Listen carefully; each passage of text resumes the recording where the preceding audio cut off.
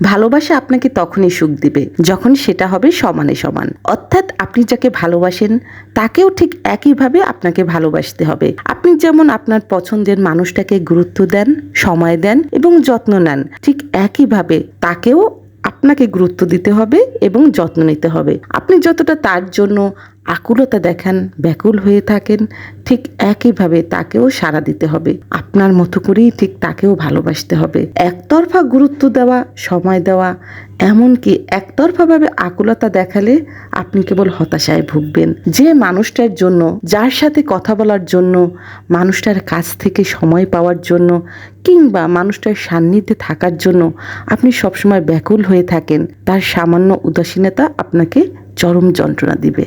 ভালোবাসা ব্যাপারটা এমন যেখানে পরস্পরের মধ্যে ভালোবাসার ব্যবধান 19-20 হলেও সম্পর্কের অবনতি ঘটতে থাকে।